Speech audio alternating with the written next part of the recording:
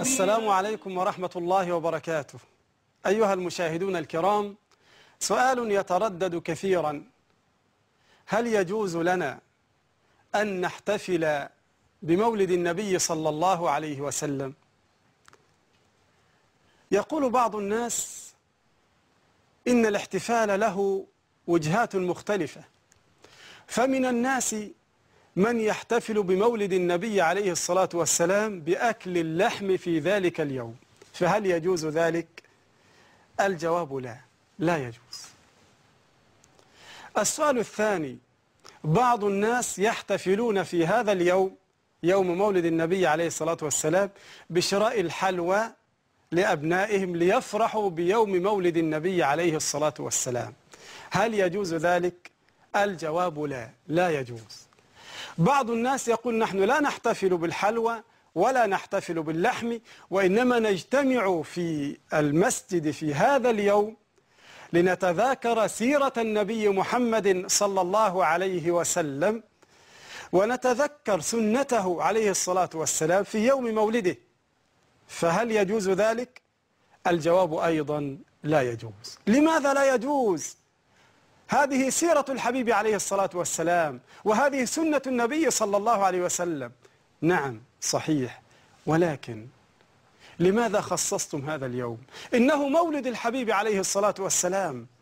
إن رسول الله قدوتنا، وإن رسول الله سيدنا، وإن رسول الله صلى الله عليه وسلم الذي أخرجنا الله به من الظلمات إلى النور، ولكن عليه الصلاة والسلام هو الذي أمرنا ألا نفعل شيئا من عند أنفسنا، لا بد أن نقتدي به. فالسؤال الآن: هل احتفل النبي صلى الله عليه وسلم بمولده بلحم أو حلوى، أو اجتمعوا في المسجد فتذاكروا سنته؟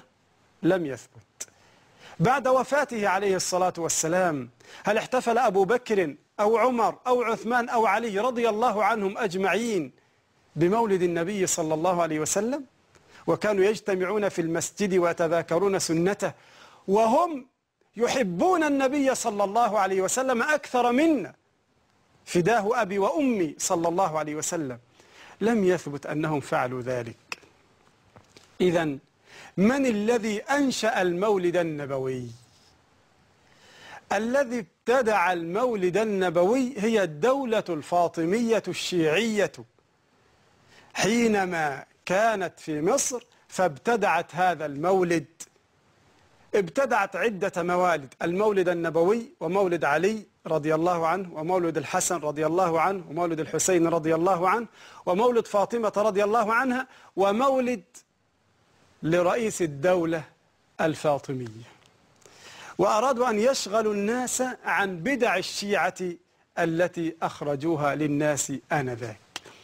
إذن فالقرون المفضلة كلها لم تحتفل بمولد النبي صلى الله عليه وسلم، وإنما ابتدعه الشيعة الفاطميون الباطنيون. لكن بعض الناس يقول: كيف تقول بأن النبي صلى الله عليه وسلم لم يحتفل بيوم مولده؟ وقد سئل عليه الصلاة والسلام: لماذا تصوم يوم الاثنين ويوم الخميس؟ قال: أصوم يوم الاثنين لأنه يوم ولدت فيه، ويوم الخميس يوم ترفع فيه الأعمال إلى الله، فأحب أن يرفع عملي وأنا صائم. والشاهد هنا أنه قال عن يوم الاثنين يوم ولدت فيه، فقد احتفل بمولدي بأنه صام ذلك اليوم.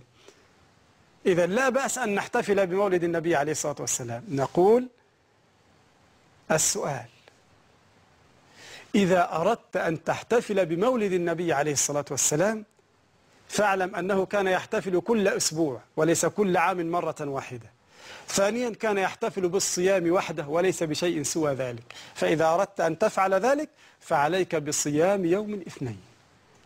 أما هذا الاحتفال فهو بدعة منكرة لا يقربك إلى الله تبارك وتعالى. وإلى اللقاء، والسلام عليكم ورحمة الله وبركاته.